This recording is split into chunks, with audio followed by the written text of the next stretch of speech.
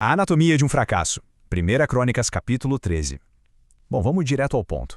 A gente vai mergulhar agora numa análise fascinante de como um projeto gigantesco e cheio de intenções incrivelmente boas pode dar tão, mas tão errado. É uma história que nos obriga a olhar além daquela empolgação inicial de uma grande iniciativa e investigar de perto as engrenagens da liderança e, principalmente, da reverência. A grande pergunta que fica no ar é exatamente essa. Como é que uma festa religiosa imensa termina numa tragédia repentina? Ao longo desta nossa exploração, a gente vai meio que fazer uma autópsia desse projeto que fracassou. Vamos dissecar a visão inicial, a execução na prática e focar no milissegundo exato em que a coisa toda desmoronou. Tem lições fortíssimas aqui sobre planejamento e obediência que servem para muito além do contexto histórico. E para entender isso, vamos à parte 1, a Arca Esquecida. A nossa história começa com uma ideia nobre. A Arca da Aliança tinha ficado largada em Kiryat Jearim por anos. Era basicamente um tesouro nacional esquecido no fundo de uma gaveta. E a nova liderança decide que já passou da hora de mudar isso. Olha só que contraste interessante entre as prioridades das lideranças. De um lado, a gente tem o rei anterior, Saul, que passou anos completamente focado em questões políticas e militares, ignorando a Arca. Do outro lado, o rei Davi chega e faz do retorno da Arca sua prioridade absoluta. Isso mostra que o coração de Davi estava no lugar certo, sabe? Ele entendeu que negligenciar a Arca era negligenciar a própria essência espiritual da nação. A intenção de resolver isso era pura e, de fato, muito necessária. E o mais legal no começo de tudo isso é que Davi mandou muito bem na liderança.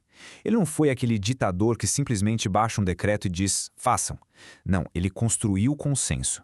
Ele consultou os comandantes, trouxe representantes de todos os cantos e garantiu que o povo estivesse junto nessa. O projeto virou um movimento nacional com aprovação unânime, um sucesso absoluto de engajamento.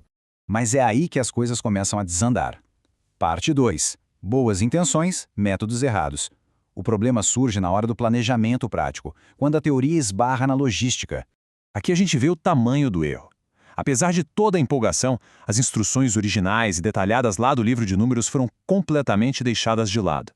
O manual dizia claramente: a arca tem que ser carregada nos ombros, por levitas específicos, usando varas compridas, tudo pensado para garantir o máximo respeito. Mas qual foi a inovação de Davi? Ele basicamente copiou a logística dos filisteus. Colocou a arca numa carroça novinha puxada por bois. Era mais rápido? Com certeza. Era mais eficiente? Sim. Mas era uma inovação humana atropelando uma instrução de vida muito clara. E no dia do evento, a atmosfera estava simplesmente elétrica. Imaginem a cena: 30.000 pessoas escolhidas a dedo, uma mega procissão, o nível de energia lá no alto. Tinha música tocando altíssimo, harpas, liras, trompetas. Era literalmente o evento da década. Todo mundo celebrando essa conquista incrível.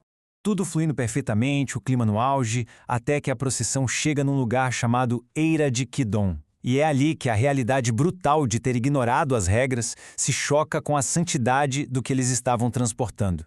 O que nos leva à parte 3, a tragédia de Uzá, o momento exato em que a festa acaba. Foi uma questão de milissegundos. Numa sequência fatal, os bois que puxavam aquela carroça tropeçam. Num reflexo completamente natural e aparentemente cheio de boa intenção, Uzá estica o braço para segurar a arca e evitar que ela caia no chão. Ele toca o objeto sagrado e, na mesma hora, ele cai morto. O julgamento divino foi fulminante. Pensem no choque absoluto daquela multidão. Uma festa com 30.000 pessoas cantando e, de repente, um silêncio mortal. O riso vira horror na mesma hora. O lugar até ganhou um novo nome, Pérez Ozá, que marca para sempre essa quebra terrível que aconteceu ali. Quem estuda essa passagem a fundo levanta um ponto crucial. Por mais que a intenção de Uzá fosse proteger a arca, a atitude dele expôs uma falta letal de reverência. A familiaridade com o objeto gerou um descuido.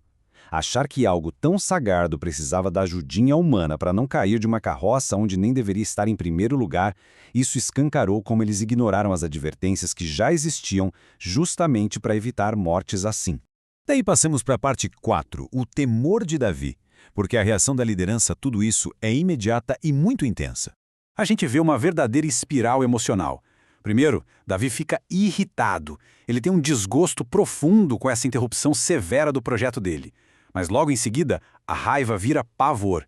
Ele sente um medo avassalador ao cair na real de que a culpa era da própria liderança que decidiu ignorar as regras. O resultado, o projeto é abortado na hora.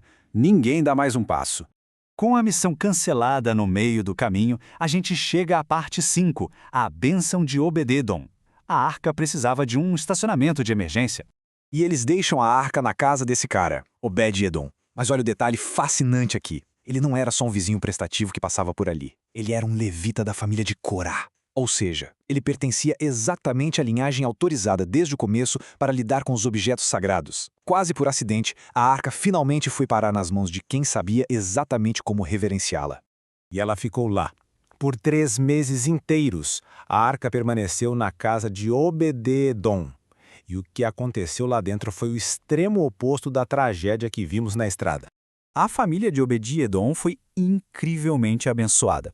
Isso mostra pra gente uma dualidade profunda, sabe? De um lado, você tem uma justiça severa e consequências fatais quando há desobediência e inovação irresponsável.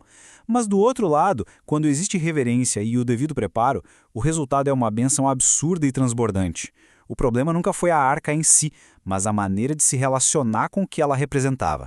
O que nos deixa com a pergunta que o próprio Davi fez no auge do desespero e que reverbera até hoje. Como trarei a mim a arca de Deus? Ou seja, quando a gente busca algo grandioso, quando a gente quer inovar e ser eficiente, será que a gente não está atropelando os fundamentos? As melhores intenções do mundo não substituem fazer a coisa do jeito certo, com o respeito devido. Fica aí essa provocação imensa para a gente pensar sobre os nossos próprios métodos. Será que eles estão alinhados com a reverência que certas coisas exigem? Bom, é algo para se pensar profundamente.